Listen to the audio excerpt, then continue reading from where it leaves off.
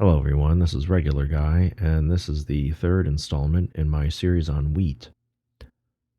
So, we still don't have any wheat in the picture yet. What we have here is a group of animals trying to get out of town. If you look at the lower left side of the picture, the earth is brown and muddy. There's a little puddle there.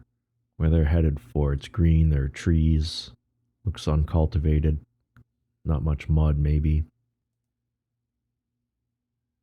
And these animals didn't bring any like a lot of luggage or anything. Doesn't look like they brought any supplies with them. I think the plan here is that they're going to drive as far as they can outside of town until gas runs out or whatever, and then they're just all going to get out of the car and go their own way, flee off into the woods, never see each other again.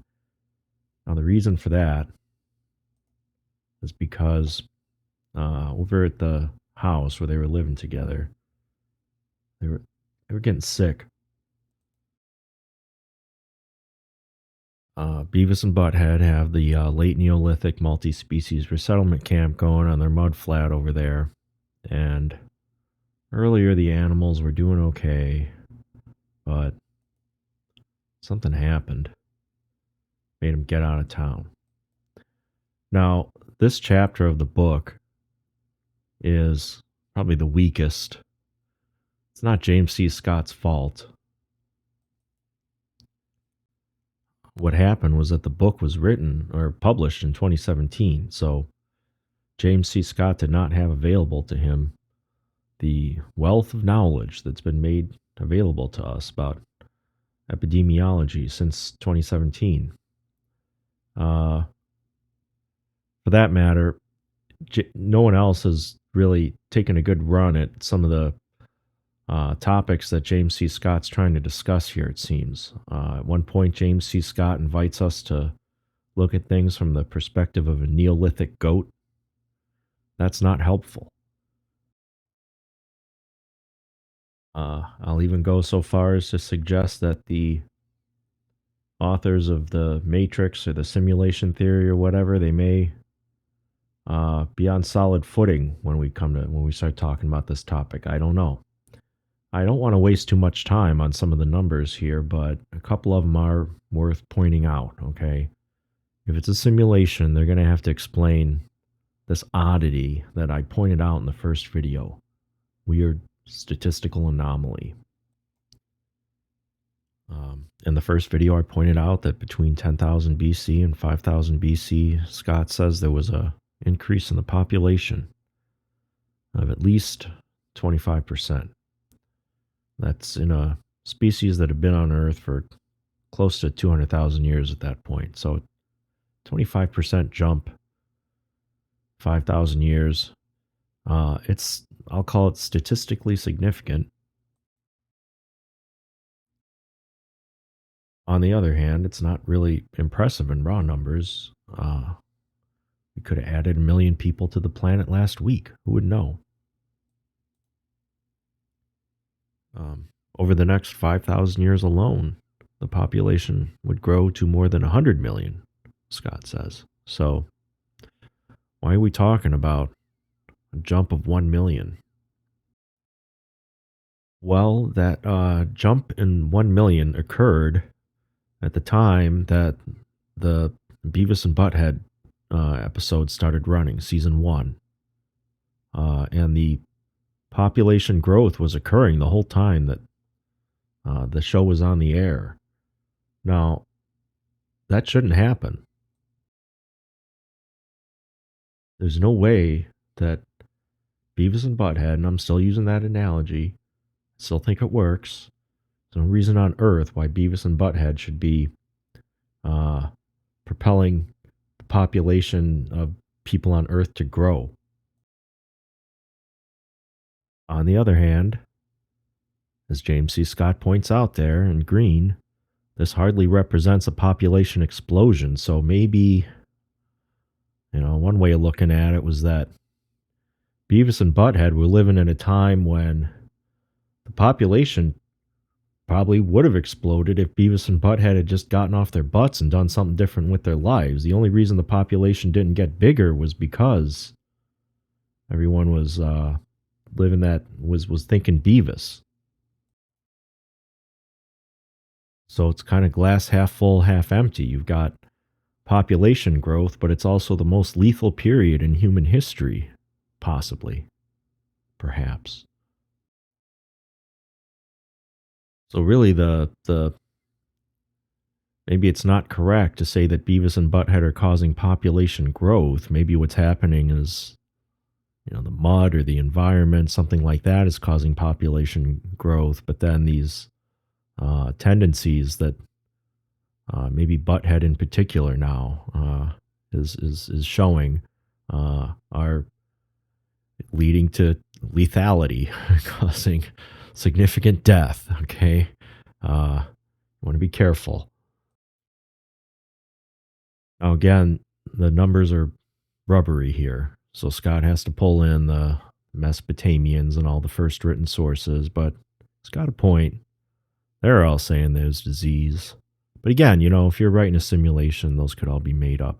Everybody just writing about disease in ancient times, and that could be part of the narrative. Oh, we do this now because so we don't get sick like those people, in the Old Testament.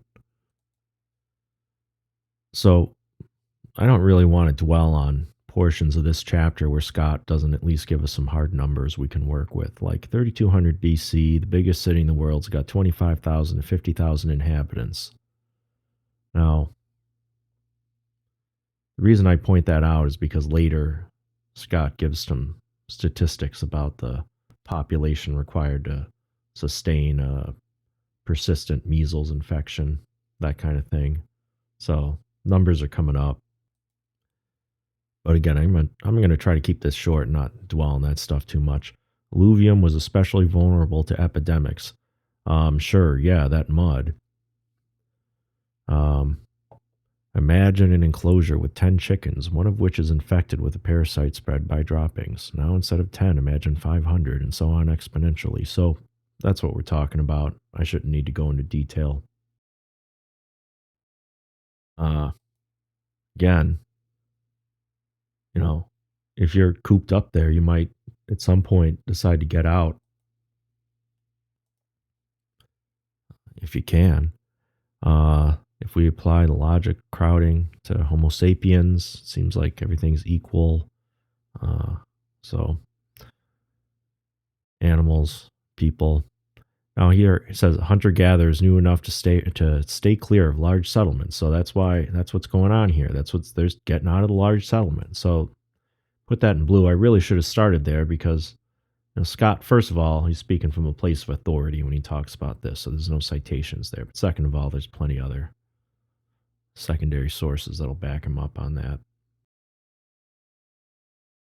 And then, Oxford, Cambridge in the medieval era, they had plague houses. So I guess you got sick at school, they just sent you to this house in the countryside. So pretty good deal. So Scott's saying that logic, we've been carrying it with us for a while. Again, it could be part of the simulation, okay? I'm not saying that Scott nails it here. But anyway, it's got some stuff about measles here, Faroe Islands, this stuff in purple. And I thought it was interesting, but again, light on footnotes and just anyway. Before 13, I can't talk. Before 13,000 BC, all this, wetland stuff wasn't going on. So that's when people were coming over to the New World. So those people hadn't been living in those swamps. They hadn't been living in the mud. They hadn't been doing that. They didn't have that alluvium to get them all sick. So they came over to America. They didn't have any of these diseases. So remember, if you want to live at Beavis's house, you gotta have a herd instinct that helps. So all these animals here, they all have a herd instinct. But look, there's nothing else. Sheep, goats, cattle, pigs, dogs, cats, chickens, ducks, okay? They have a herd instinct, but what else do they have in common? I mean, these animals, As soon as they get out to the countryside, like I said, they're going to get out of that car. They're going to run in opposite, 5 different directions. Like, these dogs may not even want to link up with each other once they get out there. So here Scott gives us some kind of crazy math. Got no footnotes. you know, of the 1,400 known human pathogenic organisms, so there you go, 1,400 pathogenic. They make you sick. All you hypochondriacs out there, between 800 and 900 are zoonotic. So, thanks, Beavis and Butthead, for 2/3 of our pathogenic diseases. Now, previously, I showed a video or an image of a bunch of animals sitting around cooking marshmallows. And if anyone ever took the time to make a cartoon about bacteria, protozoa, helminthes, and the viruses that fed on them, I would include probably an image of that too, if I could. But anyway, they were meeting up, same as the other animals, getting to know each other, becoming pyrophytes, learning to love the mud. Here's where Scott really is least helpful. He's leaving it to me to imagine how a precocious, all-knowing goat might narrate the history of disease transmission in the Neolithic. I'm embarrassed at how long I spent trying to do this. And I just gave up. I decided in the end that, like, goats, first of all, they don't make it into cartoon shows for some reason. Nobody ever made an animated series or a movie about a goat. I could only find one cartoon where the goat was the protagonist, and it resulted in the goat being launched into outer space by a wolf that's mastered the use of fire. I had to think a lot about that because over the course of my research, I came to the conclusion that goats are pretty much useless. They're kind of parasites. And Scott says here they gave us measles, and he talks a lot about measles.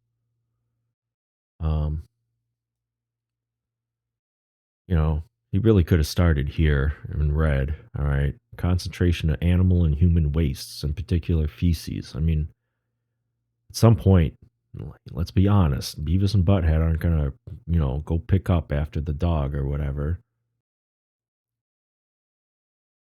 They probably weren't that different from the people that, go to Burning Man and then the toilets overflow, that kind of scene. That, by the way, I think is alluvial soil too. I believe that used to be a lake bed. So the same kind of mud that was washing up in Beavis and Butthead's house. So mosquitoes, arthropods, common vectors of disease, they'd be there. Now, hunter-gatherers, mobile groups, they get away from the mosquitoes. And they do their business. Like I said, there's a little puddle there on the lower left hand, and I think that's symbolic. That's what they're leaving behind. All right. The pioneers who created this historically novel ecology, that's what he calls Beavis and Butthead, could not possibly have known the disease vectors they were inadvertently unleashing. Right? I don't know if we know what they are today. Anyway, that crowding, that herd instinct, and all the propensity to gather up in a pen that some animals seem to have, or at least the ability to thrive in a confined environment, that's generally associated with the outbreak of diseases among, like, every animal. If you put them all together, they all end up transmitting disease, and feces seem to be part of the equation most of the time.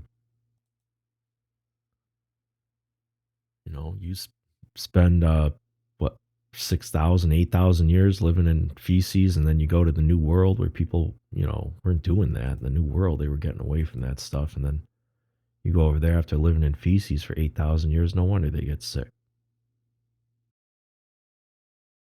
Now, there's kind of a snowball effect going on, too, because all you're eating is nachos. You're not getting a lot of vitamins.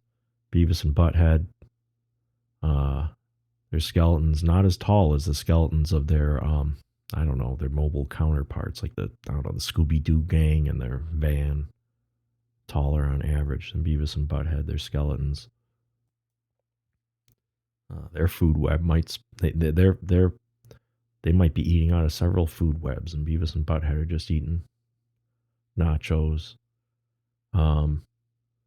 Apparently, a lot of these diseases appear to be more prominent in the skeletons of women. Again, people that are running the show, you know, I don't know, probably not any more attentive to the interests or the needs of women than Beavis and Butthead were. So anyway, coming down here, they don't have the fatty acids, they're not getting any vitamins, and all kinds of illnesses. You know, skeletons look all messed up. And it was just us. It was happening to the crops. It was happening to the plants. Right? Crops were like their own separate little, I don't know what to call it, little outhouse, okay? They're crowded, living all cooped up in one place, all these crops, okay?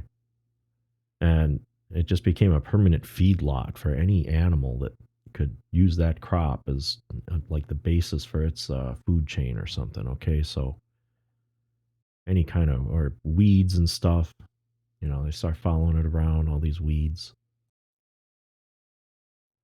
Like a crop can sort of acquire a weed as a disease in a sense, the same way that human beings can acquire a disease from from an animal, from being cooped up, like some kind of parasite. Large sedentary communities, it's bad. Snails, slugs, insects, birds, rodents, and other mammals. All these things love mud. They all love mud, and I guess they're all, to some extent, they have pyrophytes among them. They became pyrophytes. We got some fungi, we got mildew, smut, burnt, rusts, and ergot. Or ergot, I don't know. But if you're wondering what, I think I asked rhetorically, what would it take for a plant to get Butthead's attention?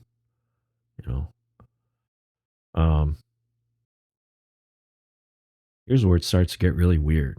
You got all these people and cooped up. All the animals are cooped up. All the crops are cooped up. Everybody's getting sick.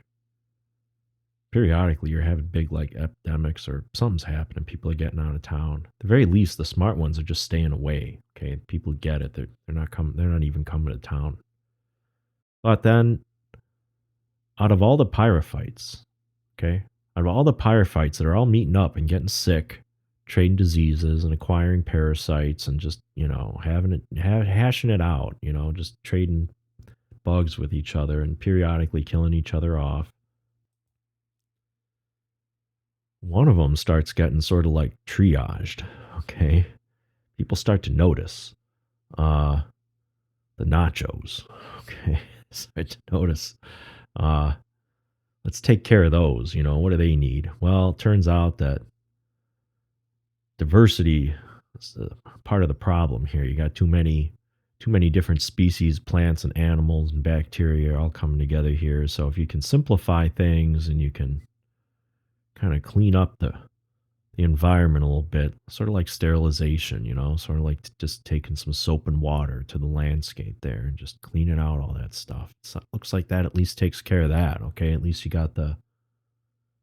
still got your nachos. You're still vitamin deficient, right? You're still sick, and all your people are dying or whatever, but you're looking out over there and you're like, hey, nachos are looking good this year, right? I mean, it's Beavis and Butthead again, okay? Don't need simulation theory for this. Not saying that this chapter is the strongest in the book, but I'm saying Beavis and Butthead thinking will still get you to the point where you've got a farmer. Somebody's farming. Somebody's out there cleaning up all the different things that could potentially cause a problem for the nacho plants. You're taking out all the weeds and all the pests and all the whatever, this and this and that. And maybe you're feeding them a little bit. You realize that they grow a little better when you drop your feces over there, and so you start doing that. mean, your house, your domus, it's a veritable feast and a pilgrimage site for uninvited commensals and pests, large and small, down to the smallest viruses. So you're trying to keep house, with this going on. It's gonna be pretty tough, but it's tending to those crops at least. Maybe sort of do that. You can simplify things. Maybe start planting them in a row, and doing some kind of thing that makes it easier to whatever.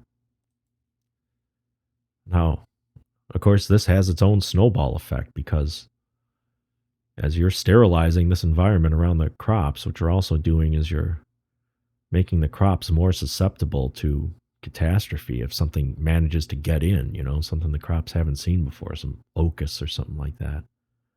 I mean, you're also creating a feedlot for these locusts, right? So if locusts, maybe there weren't a whole lot of locusts on Earth, and then at one point somebody decided to create giant feedlots for locusts, and all of a sudden, locusts are in abundance on Earth. All you need is that mud, that Beavis and Butthead thinking. Now Scott down here wants to talk about fertility. He wants to say more people were having there's a great higher fertility around Beavis and Butthead's house. Now that's kind of weird. But he also said that that's common with any domesticate, and that's kind of true. The domestic pigs and whatever, cows and all that stuff, I guess they breed more readily than the wild variants, okay? So Scott's math, roughly speaking, is talking about, again, a bump in the population that's not that significant here, but he thinks what's happening is that there are population explosions that are happening here and there, like periodically due to all the mud that's coming up, okay? Beavis and Butthead, their scheme works for a time, and population blows up, but there's a limit, okay? At a certain point, people start to get sick.